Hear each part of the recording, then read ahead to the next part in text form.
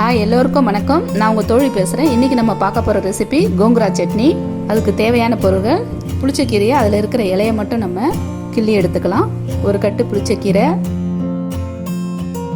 சின்ன வெங்காயம் 250 கிராம், காஞ்ச மிளகாய் ஒரு 12 பீஸ், கத்திரிக்காய் 100 கிராம், பூண்டு ஒரு முழு பூண்டு, சீரகம் 1 ஸ்பூன், மஞ்சத்தூள் 1/2 ஸ்பூன்,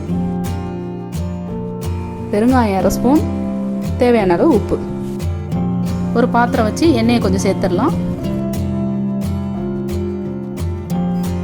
காஞ்ச மிளகாய் சேர்த்து வதக்குங்க.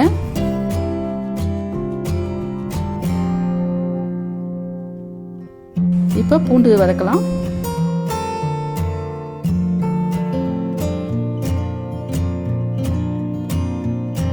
இப்போ சீரகம் சேர்த்துருங்க.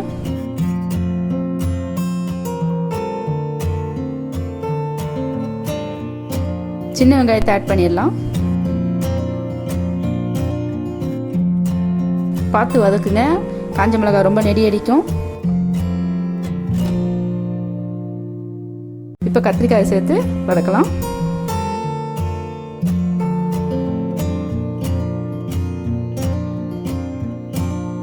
மஞ்சத்தூள் சேர்த்துருங்க.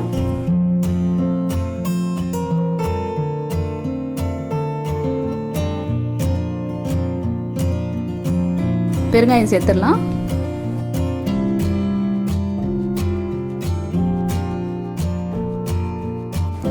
இப்போ எல்லாம் வதங்கிருச்சு. நம்ம கீரையை அதில் ஆட் பண்ணிட்டு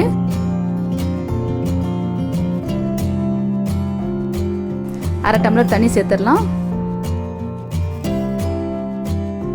கொஞ்ச நேரம் அது வதங்கட்டும். இப்போ கீரை நல்லா வதங்கிருச்சு.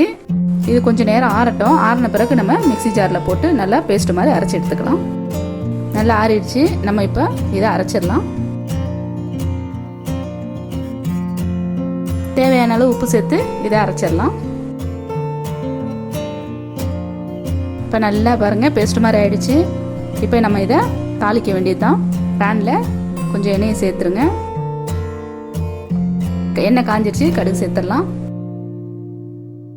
கடுகு நல்லா பொரிஞ்சிருச்சு. இப்போ நம்ம அரைச்ச அந்த கீரையை சேர்த்து நல்லா மிக்ஸ் பண்ணுங்கள்.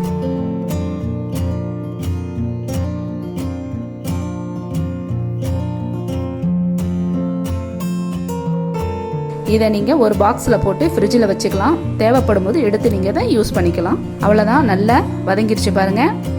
கோங்குரா சட்னி ரெடி ஆகிடுச்சு. இது ரொம்ப நல்லாயிருக்கும். இது சூடான சாதத்தில் 1 ஸ்பூன் நெய் சேர்த்து இந்த சட்னியை நீங்கள் 2 ஸ்பூன் போட்டு மிக்ஸ் பண்ணி சாப்பிட்டு பாருங்கள். ரொம்ப நல்லாயிருக்கும். இந்த ரெசிபி உங்களுக்கு பிடிச்சிருந்தா லைக் பண்ணுங்கள், ஷேர் பண்ணுங்கள், மறக்காமல் சப்ஸ்கிரைப் பண்ணுங்கள். அடுத்த ரெசிபியில் சந்திப்போம். நன்றி.